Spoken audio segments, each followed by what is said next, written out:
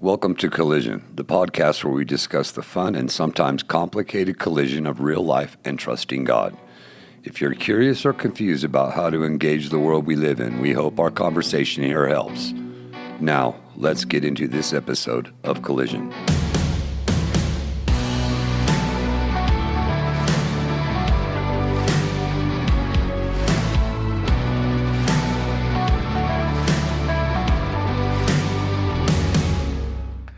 Welcome to the Collision Podcast. I'm Matt Manning, and I'm joined here with Grant Reed, one of the residents at Crossroads Church. Pastor James is out, I hear, sharpening his scissors in order to trim his beard. Yes, a lot of maintenance there. Yeah, a lot of maintenance on that beard. Yeah. Is there? I see that you have a beautiful beard. Is there any maintenance tips that you can give the audience today about looking as good as you do? I would use a cognac and cigar kind of beard balm. If you're interested in finding out more about that, you can go to John Gross, PhD and fellow resident here. Yes, he's the guy with the beard-smelling oils. Yes, we have a lot of bearded men here at Crossroads. Well, today, as we get into Collision, one of the things about this podcast, Grant, and you've been a part of this before, is really we like to talk about where faith and life really kind of intersect, and a lot of times in messy ways. And one of the things that we've done this year from time to time is just actually share the stories of people's faith lives. And you and I have walked together these last couple of years, more than just kind of this residency program. We've become friends. You're part of my small group. And one of the things that's just so amazing from really the first time I met you was really kind of the openness that you share with your story and kind of the ups and downs. And I just thought it would be really cool for people to hear that, to be encouraged by it, to see how God works in the life of an individual like yours. And so maybe as we just start today, just maybe begin with like where you're at in life right now. You're part of this residency program. Maybe talk about your marriage, your kids. Just help us get to know you for a minute. Yeah, awesome. So such an honor to be here too, Matt. And we live up in Firestone. I'm married to Katie. She is amazing. I met her back in 2011 on eHarmony. Yeah. And we've been married for over 11 years, and we have two amazing kids. So Grace is 10, Luke is 9. And we're on the adventure right now, man. It's been awesome. Yeah. Well, always with like your daughter in particular, you have Grace, I have a Mercy. That's right. And I'm always looking for a Hope to join our community group so that we have, the essentials, essentials there. Yeah. Out of your residency program, you are kind of on the path of some chaplaincy work, particularly with the military. You want to talk about that? Yeah. So over the last year, in fact, I've been working very hard to apply for the Navy Reserves, and so that application is going to be submitted soon. We're just trusting God that His hand is in that and leading that, and hope that means I'll be able to do some overseas work as well as take what I've learned from the Navy and bring it back into the lives of others in ministry and sharpening men and so on. Yeah. That's really cool. We're praying for that path. And thank you. It was a cool day earlier this year, and was it February, March? Yeah, March 3rd. When with your ordination and moving in this direction. And so it's really kind of exciting to see that. Yeah. So that's kind of where you're at now, God's hands in your life all over the place. But that's not like where it started off. You weren't actually raised in a Christian family. No. In fact, maybe like the furthest thing from a Christian family in some regards. Yeah. So maybe just share like a little bit about your growing up, what your childhood was like. One of the fascinating things that I always, when I hear your story, is that you like literally grew up in the shadow of Touchdown Jesus in Indiana. So maybe, that's right. So maybe, Dame, maybe just start there and just give us a picture of your growing up. Yeah, just an aside on that too, in case you're wondering where my claim to fame is, it's actually in the movie Rudy. Okay, yeah. I'm actually in that movie. I skipped school one day to get over there. Yeah. Were you like in the crowd, or were you lifting Rudy in the end? No, I wish. That would have been sweet. But I was just in the crowd, but you could see me several times there. So all right. Well, I'm going to have to sit down and watch Rudy with you so that we can like highlight those spots. Yeah. Well, so the beginning really is just, when you're a kid, you don't know what, is different about your family. So I grew up, it was my mom and me. Mm-hmm. And I did not experience a whole lot of interaction with my dad. In fact, I think by the time I was 12 years old, I'd seen him maybe 6 or 7 times. Okay. And he would come for a visit, or there was one week where he stayed. But it was really, I knew of him, but I didn't really know him. Yeah. And so I remember very specifically when he came to stay, one particular morning, he was getting ready to leave. My mom was crying. There was like $20 on the shelf, and he was going out to his car, and my mom grabbed the camera real quick and said, let's get a picture. You get over there with your dad. And I remember both of us leaning against this white car. It's kind of a classic. Yeah. And I just had my arms folded. I still remember my body and everything and my position. And I literally just scowled at the camera. And it was like, you've got to be kidding me.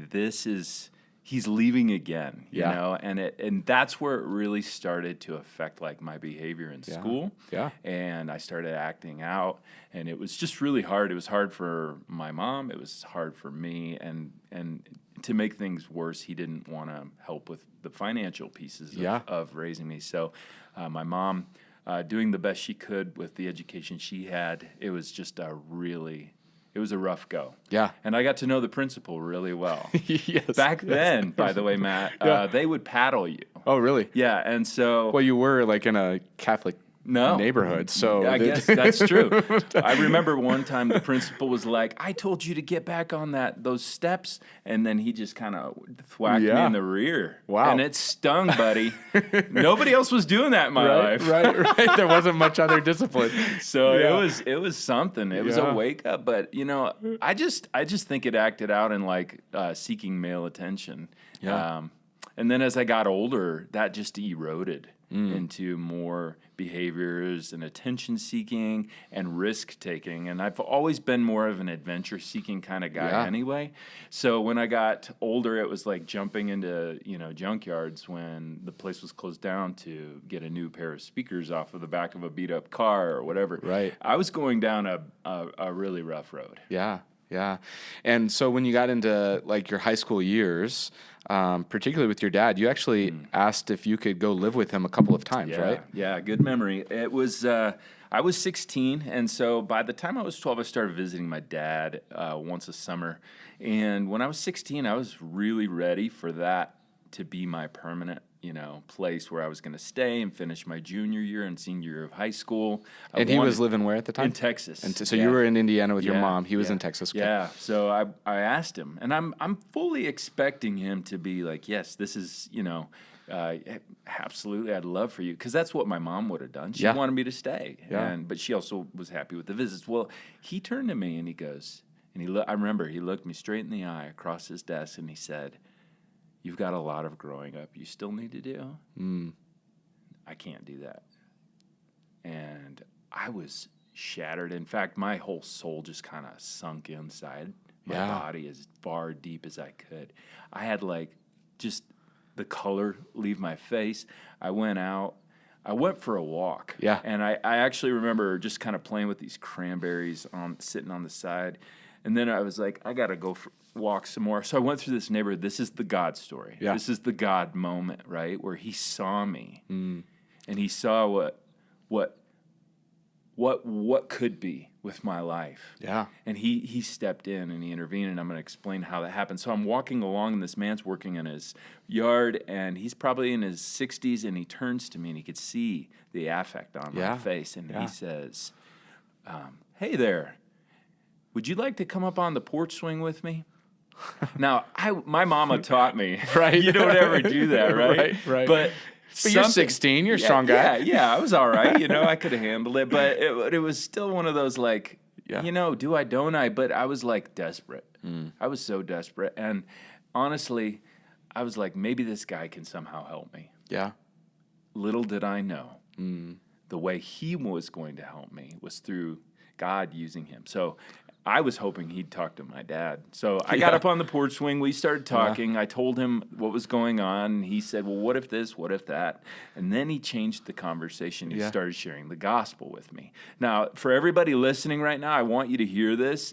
The time in which you share the gospel with someone may not be the time that they really want to hear it. Right. But then God still uses that. And I was thinking in my mind, I still remember, one of these guys. Yeah. I mean, Right. it was Yeah. about as welcoming as like an Amway pitch, right? Yeah, So I just was like, Good analogy.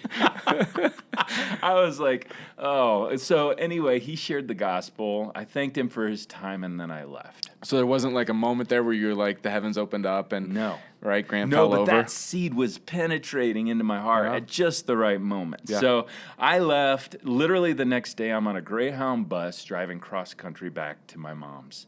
And the next year came around. And I'd been starting to sense like my life was going even worse. Mm-hmm. And I was like, man, I need to get back to church. Yeah. And that was where I think my Catholic upbringing and then those Christian camps I went to as a kid really started to germinate something in me. And literally 2 weeks after my dad said, when I was 17, a year later, he goes, you can stay with me. That literally 2 weeks after that, I gave my life to Jesus Christ as my Lord and Savior. And it was in that moment, it was September 12th, 1993, which I know we share, actually, it's the both. same year and day, birthday, which is awesome, because you were baptized that day, I think. was, yeah. That's so awesome. That I remember leaving that church office where my friend and pastor and mentor, Rob Falk, who's in Mississippi now, I drove out, took my Honda Prelude sunroof and all the windows down, and I'm just like, I'm like, I feel this sense of freedom I've never felt. So the moment was like, I describe it to people like this. I'm in a box. There's no light coming in. It's dark and cold. And then I invite Jesus Christ into my life. The rooftop blows off. The walls collapse outward. And before me is a valley and mountains and this breeze and the sunshine on my face and the fresh air. It's like I came to life at that moment. Yeah. And so I wanted everybody to experience what I had experienced. I went from death to life that day, and I started getting discipled. Well, I went to that man's house that he had invited me. Yeah.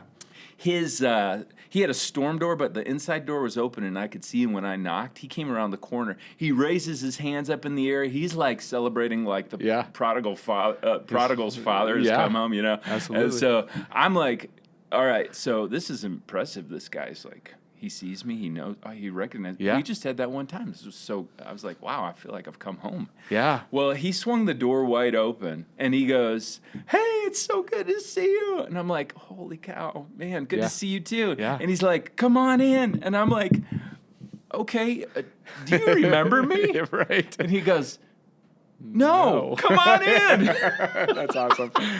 That's awesome. But I loved his honesty. But he became my Paul. Yeah. And that was before I even knew what Paul was. Mm-hmm. That was before I even understood this thing called discipleship, right? And he took the initiative to do that, to help develop me. And so we would go to visitations, and we would go to nursing homes, and he taught me how to preach a little bit and how to share the gospel and so on. So he was just awesome. His name's Dan Burke. Yeah. I get to see him again in heaven soon. That's cool. Or someday. Well, someday soon. Not too soon. Not too hopefully. soon. Yeah. So you have this experience at 17 where your eyes are completely opened and all of life like changes in that moment for you. And so you have this experience as a child, right, of, man, just brokenheartedness, the absence of dad, not even like part-time dad, and then those words that are just spoken to you that I can't even imagine, just crushing. Yeah. And then your Heavenly Father lets known his love to you. Yeah. And so from there, you end up in the military, right? Yeah. And eventually married. Yeah. And so pick up the story from there. Yeah, so this is such a cool story. So I'm going through the Psalms one day. I'm in the Air Force, and I read this verse. It's in Psalm 68:5, I believe it is, and it says, God is a father to the fatherless and a judge for the widow, and it all clicked. Yeah. And it was like, in that moment, my earthly father was saying no. Yep. My heavenly father was ready. Yeah. Yeah. In that same moment. Yeah. He was preparing someone. And so that might be you today, somebody out there that's like able to share this message. Be prepared, because God will bring those people into your life. Yeah. And so as I found out later, my friend, and you don't need to be a missionary, but to do this, but he had spent 32 years on the mission field in Brazil. Yeah. And then he's now like, he was doing missions work right there in Cleburne, Texas. Yeah. So pretty awesome. So I did get married, and I was in seminary, and I'd finished my undergrad and all of this. And so what were your plans at that point? So you're ministry. Yeah. I got in the call in the stall, as I call it. I was in the Air Force, and I had snuck my Bible into the bathroom. I don't know why. I felt like I needed to do that. To read. And I read, and these words leaped off the page, and it was, go therefore and into the highways and hedges and compel them to come in, that my house may be filled. And so I knew that was for me as my life verse. Yeah. And that was how it all began. So I followed that with my schooling after I got out of the Air Force, and then I got married, and I was married for about 8 years. And one thing really interesting happened. My father wounds had been so significant that I had not actually addressed them. So even though you were a believer at this point in seminary, your relationship with your dad still fragile, still fractured, absolutely hadn't dealt with much of any of that. No, and I don't know if I dealt with any of it. Maybe on a cursory level I had, but I really probably needed something like a man who'd worked through the process of forgiving to help me understand what levels of forgiveness I'd actually dealt with. Yeah. Another way to do that I'd recommend is a book called The Bait of Satan, which is a highly effective tool of the enemy to get us ensnared, and we lose power. We get out from under God's authority when we choose not to forgive other people. That book was significant in my journey more recently, just about 3-4 years ago.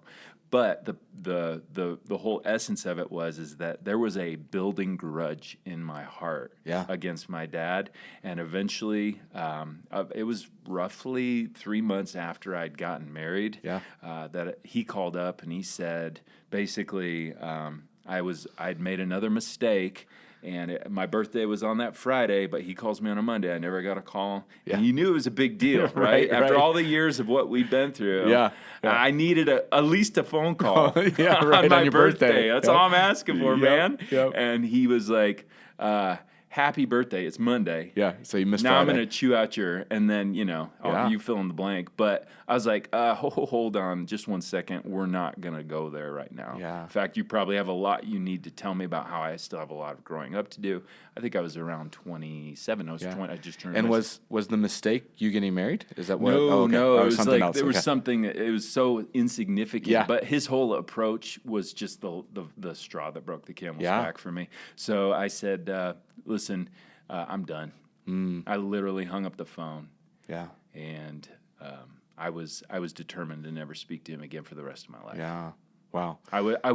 I had planned to go to his funeral. That was the next time I was planning on seeing him. And in spite of many family that were trying to reconcile us, I even cut off other family because I did not want them sharing about my life with him. It was a lot of bitterness. Yes, very unhealthy. It's a lot of heartbreak. Yeah, pattern. I actually had it modeled for me a lot in life. So yeah, and so you have this blow up moment with your dad. You determined never to see him again. A lot of bitterness, unbrokenness. You're in seminary. You're married. How does your marriage play out over the next couple of years? Yeah, it's so interesting how that particular choice with my dad ended up having a domino effect in my entire life. I remember my first wife saying to me things like, when I'd say, she'd say, let's go do this social thing, or let's, this or that. And I would say, I'm not interested. I don't want to be around people. Yeah. And she goes, you used to not be that way. And I didn't even see the connection. Yeah. All I was doing was protecting myself. I had this stop getting close because you're just going to hurt me. Yeah. I've got this massive gaping hole in my heart where my dad has rejected me so many times. Yeah. I'm making the final choice. Now I've got the power, right? Yeah. And he's never going to hurt me again. But just to make matters worse, I'm not going to let anybody else. Well, let me tell you how well that went in ministry. Right. I can only imagine. So that didn't go so well. Yeah. And I mean, I had success in ministry. I was a college and singles minister at a church. It grew. There were certain people I felt like I really could trust. But I had gotten this idea in my mind that Christians in particular, which my dad had become one after I did, that they were supposed to be better than that. Yeah. And that's where the enemy, I think, really gets sneaky, because we put these expectations on people, but they're still humans. Yep. They're on the journey. Yeah. So it ended up eroding in other ways. I think my first wife really didn't like the person I had become. Yeah. Even though there were a lot of good things about me still. She had made the choice to go to France and teach English, and then ended up meeting this French guy. Yeah. Who ended up becoming a really best friend of mine. No, I'm just kidding. But he was actually, no offense, he was doing me a huge favor, because I didn't know the story that God really had. I did everything I could to try to reconcile. I flew over. She wouldn't see me. Over in France, and so that began a new chapter in my life, and that was of divorce, where I was just devastated again. Here's the same theme, right? It's rejection. Yep. But now it's your spouse. Holy cow, that was not supposed to happen. I was on the plans to be with her the rest of my life. That was my commitment, and I felt like my life had ended. Yeah. In a lot of ways. Yeah. It feels right. Like there's that moment of, like, rejected by dad, rejected by this person I've given my whole self to. Yeah. The implications of that in the career that you wanted to be in ministry, right? Like divorce is still to this day almost impossible to overcome in ministry if that's part of your tag identity, right? Yeah. And I thank God it's changing. Yeah. I feel like it's changing, and I'll just add to that too. I've worked with other men who've been through divorce, and how God brings men into our lives who have experienced that, because there's a ministry there as well on a whole different level. Yeah. And so in that moment, and I remember you sharing the first time I heard your story is that when that divorce happened, you felt like like everything in your life was, like everything had been taken from you. Yeah. Like everything was gone in that moment. And so you're kind of at this low point, and maybe we'll kind of fast forward through the story a little bit to the point where God actually starts to work in your life, where you start to sort some things out. And part of that sorting kind of begins with the story of your dad. Yeah. And so would you share that of like where that, because today you actually have a relationship with your dad. And so how did you get Spoiler from, alert. How did you get from, I'm seeing him at his funeral to kind of the cool ending that I'm sure you'll share here in a moment? Yeah. The reality is that I went up on a mountain weekend, a men's retreat, and I was going there because I had this wound with my dad. I had a grudge against God, literally. I was like, in college, I'd seen all these dads that were really whole. The parents were married, and even with God, I was like bitter about him doing what he did. And I'm just gonna say this too, while I'm on the topic, that God uses our hurts and our pains and even our relationships that feel so broken to shape us, because he knows that this is the way in which we become who he wants us to be. That's a good word. Yeah. And so I went up on this mountain weekend. I went there with this grudge and kind of a bone to pick with God. And in that process, what I came to realize is that God was actually going to use this weekend in a very different way. Yeah. He flipped the script, and he basically said, Grant, let's talk about your identity. Let's talk about all these words that have been spoken into you these past 44 years. And the messages even maybe you got when you were in utero. Yeah. I mean, that I believe that there's a part of that. But the point is that, Grant, we need to shift who you're prioritizing from your messages. I want you to hear what I have to say about you. Yeah. I don't want you to put your dad's words, your dad's actions, who happens to be a broken man. You're giving him way too much credit. Yeah. Yeah. So let's resort all of this. In fact, let's resort what your ex-wife, your previous wife, said about you, or those kids at school that made fun of you, or these other rejections like these jobs or getting fired or this or that. Let's reframe all of that. And why don't you start trusting me with what I'm doing here? This is not by accident. It's by design. Yeah. And so through that, I actually left that mountain a different man. It took me 6 months to process all of it. But I one Wednesday afternoon, I texted my dad and I said, with all of the failures and mistakes I've made as a dad, how can I hold anything against you? Would you be willing to go fishing with me this weekend? Yeah. So here I am in Colorado. He writes back right away, absolutely. Wow. So I drove down to Texas. I met him, and it had been 17 years. Wow. And so we reconciled. It was a slow, entry. I wasn't sure what to expect. I didn't even know, should I call him Dad? Should I just call him Bill? Yeah.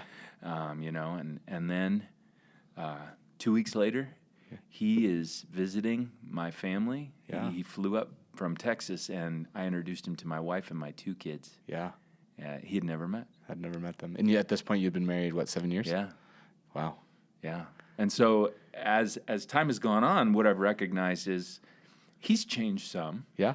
But that doesn't even matter anymore. Right. Because I look at our relationship differently. I'm not leaning on him to be my source of strength anymore. Right. I'm not like, please be. That's just such desperation, right? But that comes from a place of brokenness. And if we haven't done the work of healing and working through that, we're going to continue to press that kind of level of pressure on those around us. Yes, absolutely. So absolutely. And so here you are, 4 years past that point, right? That was about 4 years ago. Yeah. And so in February, when you're doing your ordination, I turn around and here's this guy, and he introduces himself as Bill, Grant's dad, and he had made the trip up to celebrate and support and be a part of the celebration of your ordination. And in that moment for me, it was just like, man, God really can redeem all things. Yeah, it was such a moment of redemption. Again, it was like I asked him, totally not expecting him to do it, but he said, I'm going to be there for you on your day. Yeah. I was like, oh, wow. Yeah. It doesn't make up for all the things that he missed, but man, that's a huge statement, right? Yeah. That he's in a place in his life, and you are as well, where it's like, I'm going to be there, and it's like, you were. Yeah. And that's an interesting comment, too, about making up, because we can't really make up. We can't go back in time. We can't redo, right? Nope. But we can invite God into that space. We can invite Jesus in. It's like that song with Zach Williams and Dolly Parton, There Was Jesus, right? Yeah. It's like we don't recognize the pain in our life as a opportunity for God to rewrite the script. Yep. But if we go back and we ask ourselves, where was Jesus in that moment when we got that wound? Yeah. If we could let him into that space and answer that question, he was right there. Yep, the whole time. Yeah. The whole time. That's really cool. Yeah. And so that's kind of a part of the redemption story. Other part of a redemption story in your life is when your ex-wife left you, that wasn't the end of everything. No. In fact, God gave you some of your greatest desires, right? Yeah. And beautiful and wonderful wife, Katie, right? And kids and Grace and Luke. And so share like where you're at today in terms of that relationship and the way that you see God moving and the way that Katie, or through Katie, God has used to redeem and heal some of those wounds as well. Yeah. Ever since I was a little kid, I wanted to have a whole family, right? It was a dream of mine. Yeah. I think I wanted to get married when I was 19, which was really kind of weird for some guys. It's like, what are you doing? But that didn't happen. But the dream came true. When we think sometimes that we're coming around this new corner and it looks so empty, that we don't recognize that God is still very, very present and active. And so after I went through some work of my own, that I needed to do, take ownership for whatever part I played in that divorce. They say no matter what the size of the pancake, there's always two sides. Yeah. So I had my own stuff to work through. So I went through Rebuilders. It was in Boulder. Okay. But even more interestingly is how I first came in contact with Crossroads Church. Yeah. So I met Doug Schmidt, who is teaching that here, Yeah. and we became friends. We actually stayed connected through the years. And lo and behold, a couple years ago, here I am as a resident now. It was Right. really a neat moment. On the when, same staff that he serves on, yeah. And he's still here, and I'm just like, I was so happy the day I was able to give him a great big hug. But yes, that's the journey of what God's been doing. And my wife is incredible. She's so patient with me. She's an amazing woman. And she met me as a guy who was a worship leader, which I think is really interesting because that's who she kind of fell in love with. And I've since then been like a middle school science teacher. Right. For a short time, I was a trucker. Right, right. It's like here I'm back in ministry. And so, she's just been like, okay, what's going to be next, honey? Yeah. So it's going to be really cool to see what God does next. Yeah. Yeah. Yeah. Well, it's so fun to watch. And I think, the first time I heard your story, I told you you really are the picture of God making all things new. I mean, I think we all have that in our stories, right? Regardless of when we came to Christ, whether it's a young kid or an older adult or whatever. Yeah. But the reality is that when we come to faith in Jesus, as your story demonstrates, it's not all rainbows and kittens, right? Yeah. It's not like all of a sudden at 17, you became a believer and your dad woke up and was like, hey, you know what? I'm going to be the best dad in the world. And all of these things come together, right? It was like, nope. There was more heartbreak and suffering around the corner. Yeah. And the difference was that Jesus was with you and that Jesus was shaping you. And so I look at you now at 48 years old with the life that you've lived and the life that you have in front of you. And I just look at your life story and it's just a beautiful picture of God making new, right? Of God redeeming. And in some ways you said in your story, right, that like you asked to come to your dad, right? Time and time again, you asked, Dad, can I come live with you? Can I come live with you? Come live with you. And in your story, you find the Heavenly Father who wants to live with you forever. That's right. I mean, it's just so cool. And so awesome. So any last words before we wrap this up today? Yeah, I just want to say, first of all, thank you for letting me be a part of this residency. It has been absolutely life-changing, and I will continue to unpack this for the years to come. A big shout-out to Kim Scadam for believing in me. Yeah. And then to the amazing team here at Crossroads for all of the modules I've been able to go through, and then also for all the men in my life who have also mentored me. And I just want to pass that along, and I challenge all men out there to find somebody to pour their lives into. Yeah. Thank you. Yeah, that's a good word. Well, if you are looking for a place to worship, Crossroads we think is pretty cool. Oh, yeah. And so you can find us at crossroadsabc.com, or you can join us any Sunday here in Thornton, Colorado. But Grant, really appreciate the conversation today. Thanks, man.